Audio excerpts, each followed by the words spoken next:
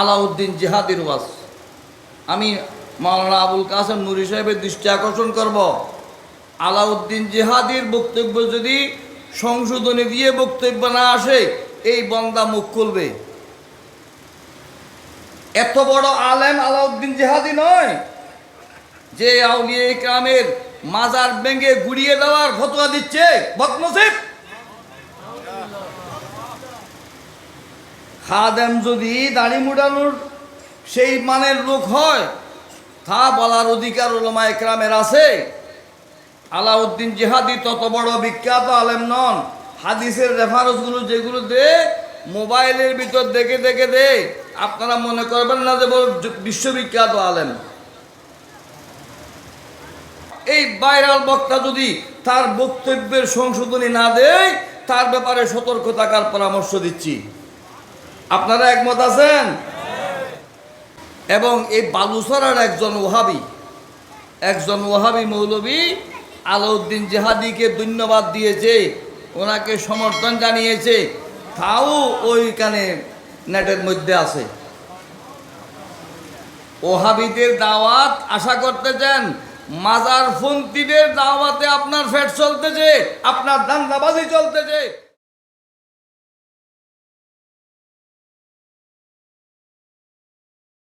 মন অহংকারে দিন কাটালি, মানুষ হবি কেমন করে, তোর সাধন বদন নষ্ট হইল হিংসা নিন্দা অহংকারে, মানুষ হবি কেমন করে।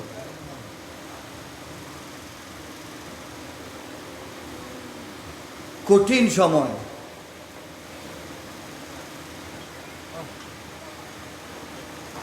ইমাম আহলে সুন্নাত হুজুর কেবলার কবরের এই অবস্থান থেকে, মাটি থেকে উঁচু থেকে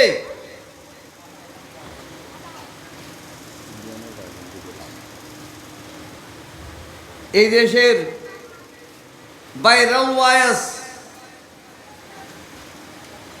ফতোয়া দিয়েছিল,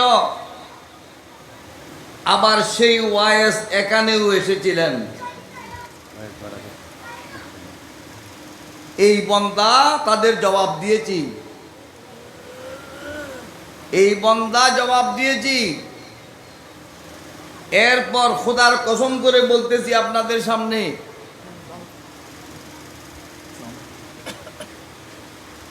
ইমাম আহলে সুন্নাত আল্লামা হাশমি সাহেব রহমতুল্লাহ আলাইহি লোকজনকে বুঝাচ্ছেন, আমার বিরুদ্ধে যে মুখ খুলেছে একমাত্র ব্যক্তি মাওলানা ইব্রাহিম আমার পক্ষে কথা বলেছেন, আর কেউ বলেননি। এই বন্দার সৎ সাহস আছে। জবাব দিয়েছি, এ সালেহি, তোমার পীরের মাজার দেখি নাই, তোমার দাদা পীরের মাজার দেখি নাই। তোমার দাদা পীরের পীর হযরত মাওলানা আবু বকর সিদ্দিক ফুরফুরবি রহমতুল্লাহ আলাইহি, ওনার মাজার আমি দেখেছি। ওনার মাজারের উপর সোনালী রঙের গুম্বদ দিয়া মাজার আছে। আমার সাথে এই আহসানুল্লাহ জিকু গিয়েছিল, হাজী জামাল উদ্দিন সাহেব গিয়েছিলেন, আরেকজন কিরামের মাওলানা ইলিয়াস গিয়েছিলেন। ফুরফুরার মাওলানা আবু বকর সিদ্দিক রহমতুল্লাহের কবর শরীফ মাটির থেকে অন্তত 3 ফুট উঁচা। আর এই কমবক্ত বদনসিব সালেহি হাশমি সাহেব রহমতুল্লাহের কবর দেখে বলছিলেন, মাটির চেয়ে 1 বিয়ত উঁচা করার বিধান আছে, এর চেয়ে বেশি নয়, গুড়িয়ে দেওয়ার কথা বলা হয়েছে। নাউজুবিল্লাহ বলে না, বাচ্চা দেশে দেখো নাউজুবিল্লাহ তুলবেন নজিনে।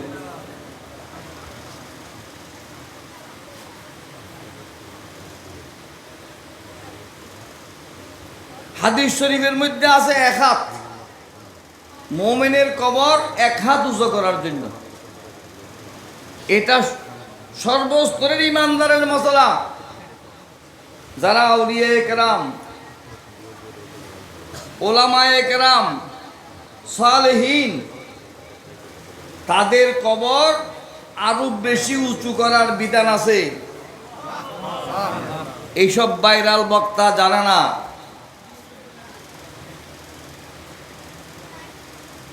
হাদিস দেখাচ্ছে। আজকেও একজন আমাকে আরেক বাইরালের ওয়াজ শুনিয়েছেন, আলাউদ্দিন জিহাদির ওয়াজ।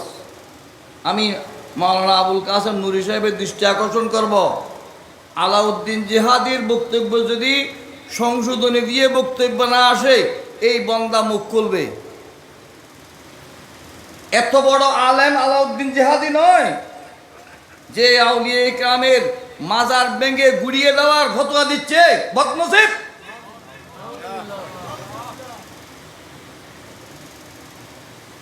সারা বৎসর ওই জায়গায় সময় কাটিয়েছে। দাড়ি মুড়ানো মাজারের খাদেমদের বিরুদ্ধে বলছে, যারা দাড়ি মুড়ায়, ক্লিন শেভ করে, ঠিক আছে, সেটা আমি সমর্থন করি। খাদেম যদি দাড়ি মুড়ানোর সেই মানের লোক হয়, তা বলার অধিকার উলামা ইকরামের আছে। আলাউদ্দিন জিহাদি তত বড় বিখ্যাত আলেম নন। হাদিসের রেফারেন্সগুলো যেগুলো দে, মোবাইলের ভিতর দেখে দেখে দে, আপনারা মনে করবেন না যে বড় বিশ্ববিখ্যাত আলেম। হাদিস দেখাচ্ছে মাওলা আলী শের খোদা রাদিয়াল্লাহু আনহু কবরগুলো গুড়িয়ে দিয়েছেন, যেগুলো উঁচা আছে সেগুলো মুশরিকদের কবর, কাফেরদের কবর, মুসলমানের কবর নয়। কিতাব দেখুন, মোতালিয়া করুন, নিজের অযোগ্যতা মাঠে এনে সুন্নিদেরকে বিভ্রান্ত করবেন না, সুন্নি অঙ্গনে বিভ্রান্ত সৃষ্টি করবেন না। মাজারপন্থীরা এই ভাইরাল বক্তা যদি তার বক্তব্যের সংশোধনী না দেয়, তার ব্যাপারে সতর্ক থাকার পরামর্শ দিচ্ছি। আপনারা একমত আছেন?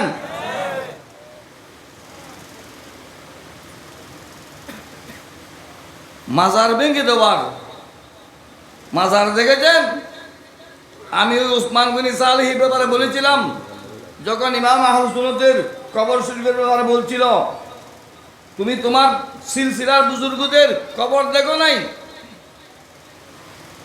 সুফি ফতে আলী রহমতুল্লাহ মাজার শরীফ কলকাতার শহরে,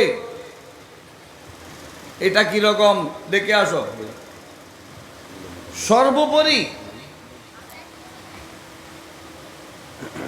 রসুল পাক সাহেবুল উল্লাহ ইমামুল আম্বিয়া সৈয়দুল মুরসালিন মুহাম্মদুর রাসূলুল্লাহ সাল্লাল্লাহু আলাইহি ওয়াসাল্লামের রওজা শরীফে আরও দুইজন শাহিদ আছেন। একজন সৈয়দনা হযরতে সিদ্দিক আকবর রাদিয়াল্লাহু তাআলা মুবাশশির বিল জান্নাহ খলিফাতুর রাসূল আফদালুন নাস বাদাল আম্বিয়া সৈয়দনা হযরত আবু বকর সিদ্দিক রাদিয়াল্লাহু তাআলা, আরেকজন মুবাশশির বিল জান্নাহ আমিরুল মুমিনিন খলিফাতুল মুসলিমিন সৈয়দনা হযরতে ওমর ইবনুল খাত্তাব রাদিয়াল্লাহু তাআলা। এই দুইজনের কবর শরীফ আমার রাসূলের রওজা শরীফের ভিতরে। সৌভাগ্যক্রমে এই গুনাহগার রওজায়ে পাকের দরজা খোলা অবস্থায়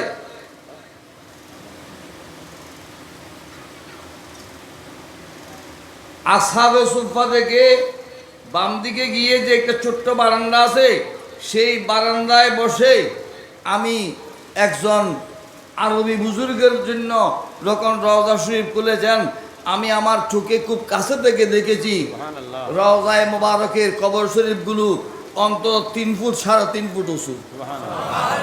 বদনসিব কমবক্ত ফতোয়া দিচ্ছ, কত বড় আলেম, বেয়াদব, আউলিয়া ইকরামের সামনে বেয়াদবি করতেছ। বক্তব্যের সংশোধনী চাই, না হয় এই বান্দা মুখ খুলবে। বীর বাহাদুরেরা বসে গেছে, আপনি সেই মানের বীর বাহাদুরও নন। যখন রাসূল পাক সাল্লাল্লাহু আলাইহি ওয়াসাল্লামের দামাত আহলে বাইত রাসূলের রুকন মাওলা আলী শের খোদা রাদিয়াল্লাহু আনহুর শরাব পানের বিষয়টি সামনে এসেছিল, মাওলানা মুদ্দাসির হাশেমি, মাওলানা শাহেদুল আমান হাশেমি, মাওলানা আবুল ইরফান হাশেমি, মাওলানা আবুল কাসেম নুরি সহ আমরা একজাক ওলামা একরাম ইমাম আহলে সুন্নাত আল্লামা হুজুর কেবলা রহমতুল্লাহর খেদমতে এসেছিলাম। তখন হুজুর অসুস্থ, জীবিত ছিলেন। হুজুর কেবলাকে বিষয়টি নুরি সাহেব বললেন, আমরা উপস্থিত ছিলাম, এরা হয়তো আশেপাশ থেকে আমার আওয়াজ শুনতেছে, আমি যদি কারো নাম ভুল বলি চ্যালেঞ্জ করতে পারবে। শাহিদুর রহমান হাশিমি সাহেব ছিলেন, আবুল এরফান হাশিমি সাহেব ছিলেন, মৌলানা মুদ্দাসির হাশিমি ছিলেন, মৌলানা আবুল কাসেম নুরি ছিলেন, আরও কিছু উলামায়ে কেরাম ছিলেন। হুজুর কেবলা যখন তাকে ধরিয়ে বসানো হতো তখন নিজে নিজে লাফ দিয়ে বসে গেছেন, কি মৌলা আলী শরাব পান করছে, খারেজি, বসে গেছেন। এই বান্দা জবাব দিয়েছি, আলহামদুলিল্লাহ। আলাউদ্দিন জিহাদি ওদের চেয়ে যোগ্য লোক নয়। নুরি সাহেবের সাথে ভালো সম্পর্ক, আমি নুরি সাহেবের দৃষ্টি আকর্ষণ করব। ইঞ্জিনিয়ার ইব্রাহিম সাহেব যদি আমার ওয়াজ শুনতে চান, আমি ওনার কাছে অনুরোধ করব, এই ওয়াজের আলাউদ্দিন জিহাদির এই বক্তব্যের একটা কপি যেন আল্লামা আবুল কাসেম নুরির কাছে বা ওনার ছেলের কাছে যোগাযোগ করে একটা বক্তব্য পাঠানো হয়। আলাউদ্দিন জিহাদি মাজার ভেঙে, কবর ভেঙে গুড়িয়ে দেওয়ার, ফতোয়া দেওয়ার সে যোগ্য ব্যক্তি নন। যেখানে পীরজাদা দাড়ি মুড়ায় ফাসেক, সেখানে মাটি কেটে সময় কাটিয়েছে, সেখানে জীবনের মক্ষণ সময়টি কাটিয়েছেন। এখন সেখান থেকে বের হবার কারণে, তাদের দাড়ি মুড়ানোর কারণে যদি পুরো বাংলাদেশের মাজার ভেঙে দেওয়ার ফতোয়া দেয়, তাহলে নিশ্চয় আপত্তিকর, ঠিক কিনা?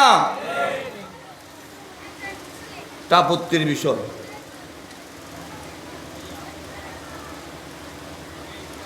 সময় দিলাম বক্তব্য সংশোধনে যাওয়ার জন্য, এবং এই বালুচরার একজন ওহাবি মৌলবী আলাউদ্দিন জিহাদিকে ধন্যবাদ দিয়েছে, ওনাকে সমর্থন জানিয়েছে, তাও ওইখানে নেটের মধ্যে আছে। ওহাবিদের দাওয়াত আশা করতেছেন, মাজার ফন্তিদের দাওয়াতে আপনার ফেট চলতেছে, আপনার দান্দাবাজি চলতেছে, ভাইরাল বক্তা হয়ে আপনি এই দুঃসাহসিকতা দেখানো কখনো ঠিক হয় না।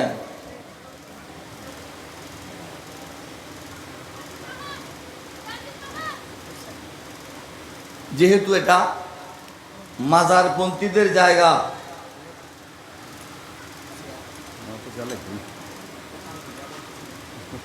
এখানে মাজারপন্থীদের জায়গা, ইমামে আহলুস সুন্নাত আল্লামা হাশিমি সাহেব রহমতুল্লাহের আব্বাজানের মাজার আছে, সেই কবরও মাটি থেকে উঁচা 3 ফুটের বেশি হবে, ঠিক কিনা? মাথা না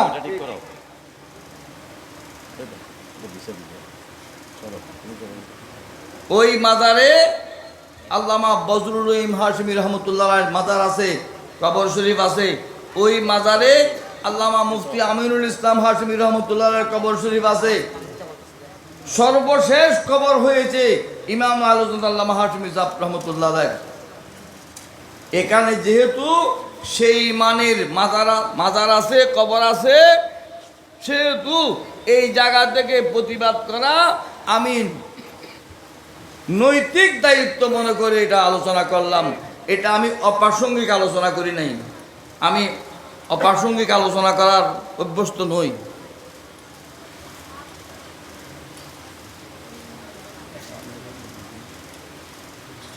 মৌলানা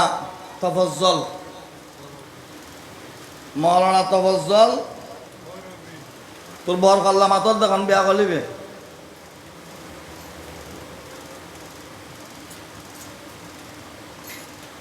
ওয়াজিদিয়া মাদ্রাসার দক্ষিণ বাড়ি, যেটাকে বর্তমানে আমুস সবুর হাজির বাড়ি বলা হয়, আমরা যখন ওয়াজ দিয়ে পড়তাম ওইটাকে মৌলানা তফজ্জলের বাড়ি বলা হতো।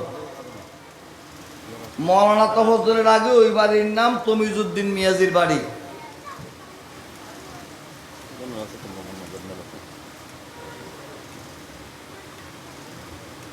এই মৌলানা তফজ্জল রহমতুল্লাহ আলাইহি আল্লামা আহসানুজ্জামান রহমতুল্লাহ আলাইকে বলেছিলেন, মৌলানা সাহেব, আপনার তো অনেক অর্থস্বার্থ জমি জমা আছে, আপনার 3টা ছেলে, একটাকে ম্যাজিস্ট্রেট বানাইতে পারেন, একজনকে ডিসি বানাইতে পারেন, একজনকে এরকম বানাইতে পারেন, আপনি সেগুলো না করে এইগুলো কি করতেছেন? আল্লামা আহসানুজ্জামান রহমতুল্লাহ জবাব দিয়েছিলেন, আমি আমার ছেলেদেরকে আল্লাহর দুয়ারে বসিয়ে দিয়েছি, আল্লাহ তাদের ব্যবস্থা করবেন। সুবহানাল্লাহ,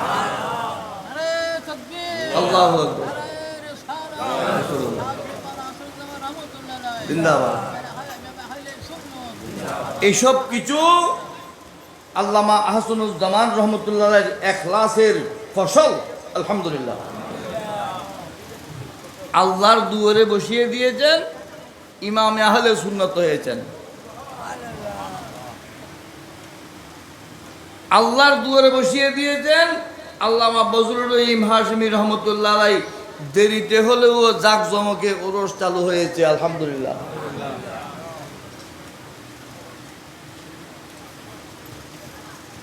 আমিনে মিল্লাত হযরতে আল্লামা আমিরুল ইসলাম হাশমি রহমতুল্লাহ আলাই হয়েছেন। সবগুলো আল্লামা আহসানুজ্জামান রহমতুল্লাহ আলাইর ইখলাসের অকৃত্রিম সে আন্তরিকতার ফসল। আলহামদুলিল্লাহ, এখানে ওরস হয়। হুজুর কেবলা ইমাম আহলে সুন্নাতকে শতভাগ মানুষে দেখেছেন, যেহেতু উনি ওফাত দেরি হয় নাই, ওনার ওফাত দেরি হয় নাই, আপনারা সবাই দেখেছেন। আমিনুল ইসলাম হাশমি রহমতুল্লাহকে দেখেছেন, তাদের সংখ্যা কিছু কমে গেছে, তার ছেলেরা তার ওরস আনুষ্ঠানিকতা চালু রাখার কারণে তার নাম মাঠে জিন্দা আছে। আলহামদুলিল্লাহ, দেরিতে হলেও আল্লামা বজলুর রহিম হাশমি রহমতুল্লাহ আলাইহির খেদমতের আলোচনা মাঠে আসার ব্যবস্থা হয়েছে। আলহামদুলিল্লাহ, আমরা দেখেছি। আপনারা খুব কম সংখ্যক লোকে দেখেছেন, যারা উপস্থিত আছেন বেশিরভাগ লোকে ওনাকে দেখেননি। উনি ইন্তেকাল করেছেন এখন প্রায় 30 বছরের কাছাকাছি। যার বয়স এখন 40-45 বছর, তারা দেখলেও স্মরণ নাই। আল্লামা বজলুর রহিম হাশমি রহমতুল্লাহ আলাই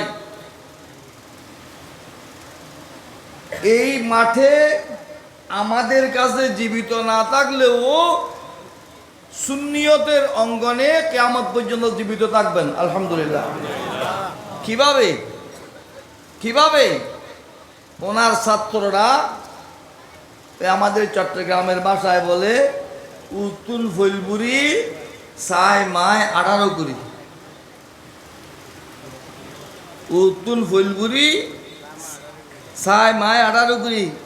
আলী হোসেন কি কিউরে কয় দিয়েন গুরু গজুরে বাবা আলী হোসেন বাদ দু বাড়াই দিও কই পাইছি। এত ক্ষুদ্র একটা গুড়া গজুর রূপে দিলে এতগুলো গুড়া গজু হয়। বজলুর রহিম হাশমি রহমতুল্লাহ আলাই এই আহসানুল উলুম মাদ্রাসার খেদমত করেছেন। আহসানুল উলুম মাদ্রাসা পরিচালনা করতেন উনি। আমরা দেখেছি বেড়ার ঘর যখন ছিল, ছাটাই বিছানো পর্যন্ত, ঘন্টা বাজানো পর্যন্ত, ঝাড়ু দেওয়া পর্যন্ত সব কিছু উনি একক দায়িত্ব পালন করেছেন। সুবহানাল্লাহ,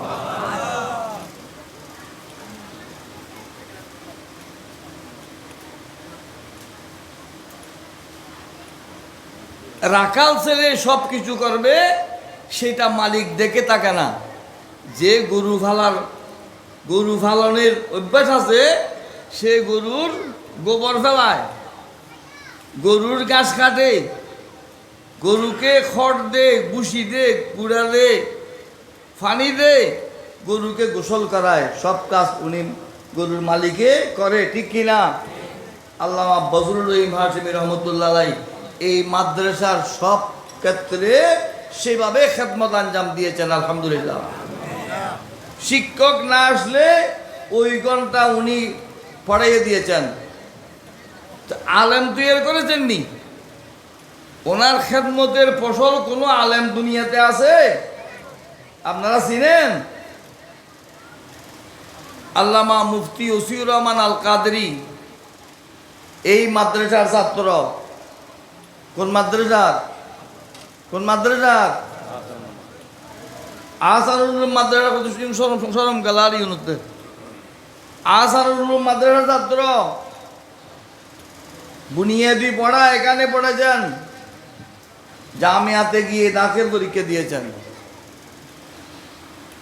তাহলে ওসিউর রহমান আল কাদরির মতো আলেম যদি তৈরি করেছেন, তাহলে ওনার শিষ্যের পরিধি বাংলাদেশের বাইরে পর্যন্ত চলে গেছে, ঠিক কিনা?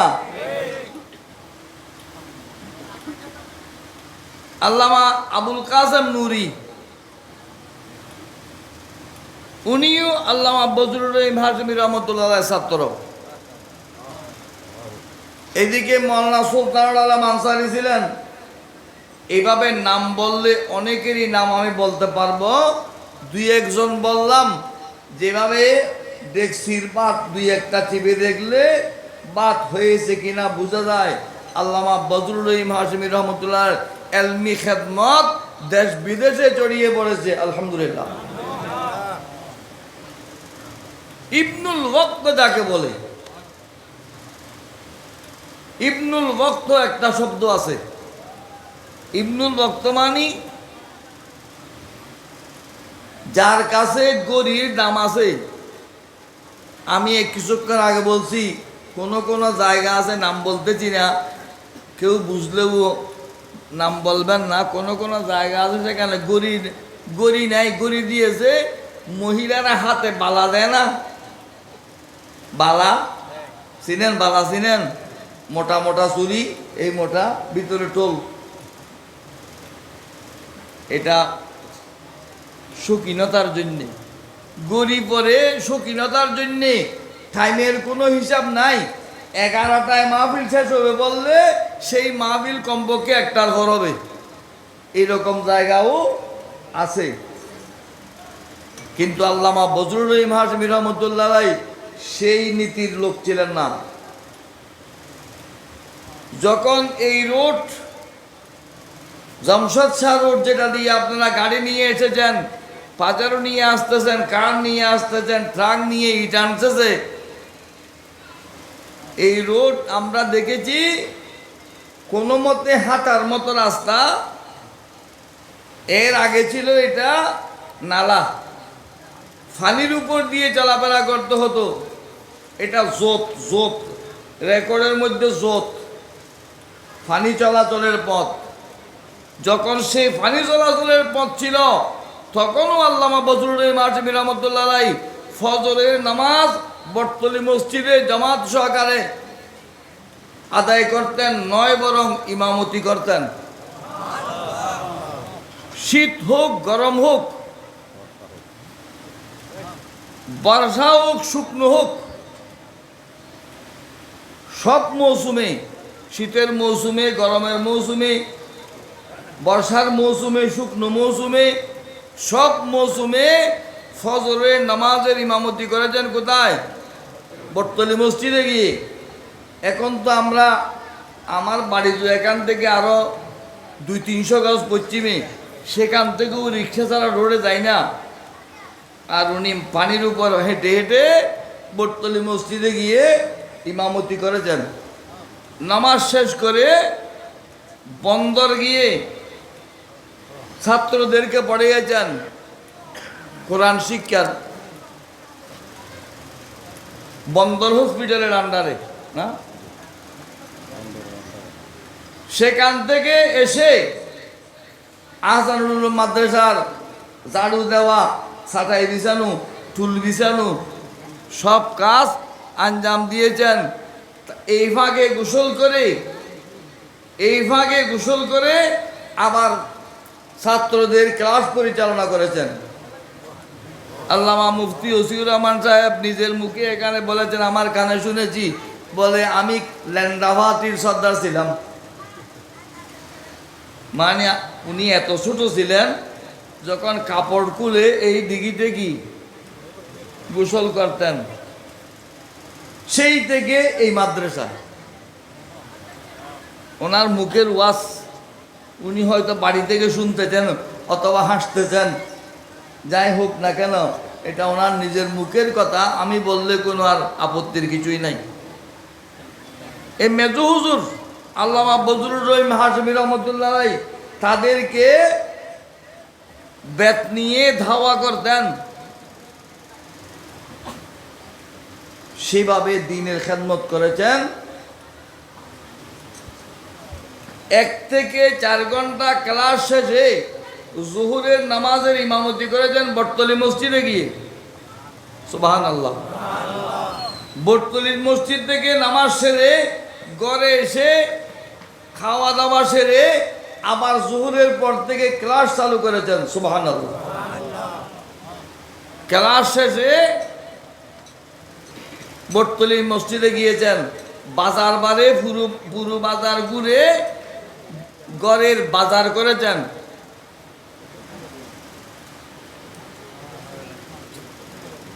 মাগরিবের নামাজ সেখানে পড়িয়েছেন। মাগরিবের পর সায়রার বড় দোকান বলতো, সেখানে বসতেন, চা খেতেন, তারপর এশার নামাজ সেরে এশার নামাজ পড়িয়ে বাড়িতে আসতেন। সুবহানাল্লাহ। সকাল থেকে রাত পর্যন্ত টানা সময়, ইবনুল ওয়াক্ত যেটা বললাম, মাগরিবের পর চা খেয়ে আবার নৈশ শিক্ষা ক্লাস করতেন। বটতলী মসজিদের দক্ষিণ পাশে, বর্তমান সেখানে মসজিদের আওতায় চলে গেছে ওই জায়গা, সেখানে ঘর ছিল, টিনের ঘর, সেখানে বয়স্কদের শিক্ষা দিতেন। এইভাবে পুরো জীবন খেদমত করেছেন। আরবি বলেন, উর্দু বলেন, ফার্সি বলেন, যে কোনো কিতাব হোক সবগুলো এক সমান পড়াতে পারতেন। সুবহানাল্লাহ। ফরায়েজের মধ্যে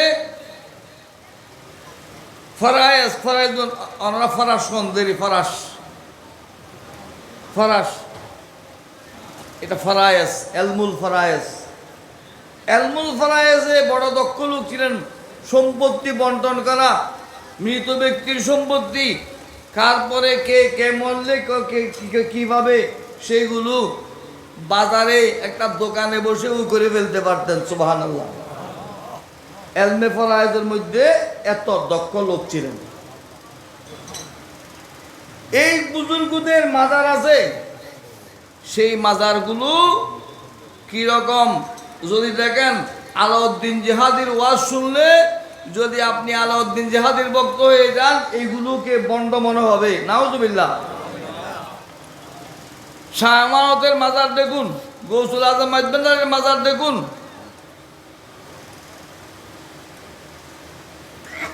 এগুলো ব্যাপারে অনেক দলিল-আদিল্লা আছে, বিভিন্ন কিতাবের উদ্ধৃতি আছে। আমি ওনাকে বক্তব্যের সংশোধনী দেওয়ার জন্য সুযোগ দিয়ে এগুলো বলছি না। উনি যদি বেশি কিতাব দেখতে যদি সময়ের স্বল্পতা হেতু সুযোগ না পেয়ে থাকেন, আমি পরামর্শ দেব অন্তত মুফতি আহমদ ইয়ার খান নাইমি রহমতুল্লাহ জাল হক কিতাবটি দেখে নেন। মাজারের বিষয়টি কি লিখেছেন, যেসব কবর মাওলা আলী শাহরু গুড়িয়ে দিয়েছেন সেগুলো কাফের মুশরিকদের কবর। মাজার ভাঙার হাদিস নয়, সেটা মুসলিম শরীফের হাদিস দেখাচ্ছে। এইসব হাদিস কি ওইসব উলামায়ে কেরাম দেখেননি? মাজারের উপর গুম্বিত করার ব্যাপারে ইমাম আবু হানিফা রাহমাতুল্লাহর অভিমত আছে, জায়েজের পক্ষে। দুনিয়ার মধ্যে বুখারী শরীফের যিনি প্রথম ব্যাখ্যা গ্রন্থ লিখেছেন আল্লামা কিরমানি রহমতুল্লাহ আলাইহি, ওনার বাড়ি মিশরে। বুখারী শরীফের সমস্ত ব্যাখ্যা গ্রন্থের মধ্যে কিরমানির উদ্ধৃতি ছাড়া কোনো বুখারীর সরা নাই। ইমাম কিরমানি রহমতুল্লাহ আলাইহি সম্পর্কে হযরতে শাহ আব্দুল আজিজ মুহাদ্দিস দেওলভী রহমতুল্লাহ আলাইহি বুস্তানুল মুহাদ্দিসিনের মধ্যে লিখেছেন, ইমাম কিরমানি রহমতুল্লাহ জীবিত থাকতে গুম্বদ সহকারে মাজার তৈরি করে গিয়েছেন, সুবহানাল্লাহ। আর আলাউদ্দিন জেহাদি মাজার গুড়িয়ে দেওয়ার ফতোয়া দিয়ে বক্তব্য দিয়ে আলাউদ্দিন জেহাদি কত বড় মাফের খেয়ে সবগুলো আমাদের নকদর্পণে আছে। আমি কথা কিছু বললাম, আরো অনেক কথা আছে। আল্লামা বজলুর রহিম হাশমি রহমতুল্লাহ আলাইহি মুরিদ করাইতে চাইলে অনেক মুরিদ করাতে পারতেন। ইমাম আল্লামা হাশমি রহমতুল্লাহ আলাইহির কাছে মানুষ মুরিদ হইতে আসলে ওই ওখানে যান, ওখানে যান, ওখানে যান, হালিশহর যান, তৈব সাহেবের কাছে যান, মুখ সাহেবের কাছে যান, অন্যদিকে দেখিয়ে দিয়েছেন। শেষ বয়সে কিছু লোকের অনুরোধে কিছু মুরিদ করিয়েছেন। ওনারা মুরিদ করাইতে চাইলে, মুরিদের বাজার গরম করতে চাইলে, পীর মুরিদির পেশা দেখাতে চাইলে লক্ষ লক্ষ মানুষ মুরিদ হয়ে যেত। এইসবকে পেশা হিসেবে নেননি, খেদমতে দিন, এলমে দিনের খেদমত করেছেন। দিনের বেলা ছাত্রদের পড়িয়েছেন, রাতের বেলা ছাত্রদের মুরব্বীদের পড়িয়েছেন। দেখেছি এই এলাকায় বিভিন্ন জায়গায় বাটিয়ারিতে আল্লামা বজলুর রহিম হাশমি রহমতুল্লাহর ওয়াজ বেশি হতো, আনোয়ারা গহিরায় বজলুর রহিম হাশমি রহমতুল্লাহর ওয়াজ বেশি হতো, বাকুলিয়াতে আল্লামা বজলুর রহিম হাশমি রহমতুল্লাহর ওয়াজ বেশি হতো। এলাকার মধ্যে 3 ভাই একসাথে বসে ওয়াজ করতেন, আমার চোখে দেখেছি। আল্লামা বজলুর রহিম হাশমি রহমতুল্লাহ এশার নামাজ পড়ে ওয়াজ শুরু করে দিয়েছেন। মাঝখানে এই আমান বাজার এলাকায়, ফতেহাবাদ এলাকায় আল্লামা আমিরুল ইসলাম হাশমি রহমতুল্লাহ মাহফিল বেশি হতো। উনি ওখান থেকে ওয়াজ সেরে আসলে বাস উনি শুরু করেছেন, বজলুর রহিম হাশমি রহমতুল্লাহ ওয়াজ শেষ করে দিয়েছেন। ছোট ভাই বড় ভাই নয়, সুন্নিয়তের স্বার্থে অভিন্ন হিসেবে চলেছেন, সুবহানাল্লাহ। আল্লামা বজলুর রহিম হাশমি রহমতুল্লাহ শেষ, আল্লামা আমিনুল ইসলাম হাশমি রহমতুল্লাহ ওয়াজ শুরু করেছেন। উনি ওয়াজ করতে আছেন, বড়জুর কেবলা কোথায় গিয়েছেন, ফটিকছড়ি গিয়েছেন, নাঙ্গুনিয়ে গিয়েছেন, আনোয়ারা গিয়েছেন। ওখান থেকে ওয়াজ সেরে রাত 2:30-3টা বাজে আসলেন। তারপর হুজুর শুরু করলেন, হুজুর ওয়াজ শেষ, তারপর আখেরি মুনাজাত, তারপর 3 ভাই হেঁটে হেঁটে বাড়িতে এসেছেন। আলেম হয়েছে শুক্র 8 দিন হয় নাই। ম্যাক্রো ক্যাক্রো ছাড়া চলতে পারে না, এলম খালাম তো কিচ্ছু নেই।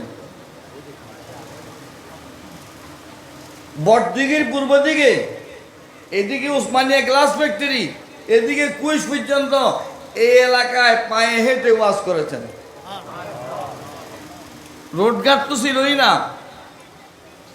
এখন মালাক ড্রাইভার না, হ্যাঁ মাতো না, ওরা জানবেন, ওরা এলাকার লোক। এইদিকে রোড হয়েছে এখনো কয়েকদিনের ব্যাপার। এইভাবে দিনের অতন্দ্র প্রহরী হিসেবে দিন মাযহাবের খেদমত করেছেন।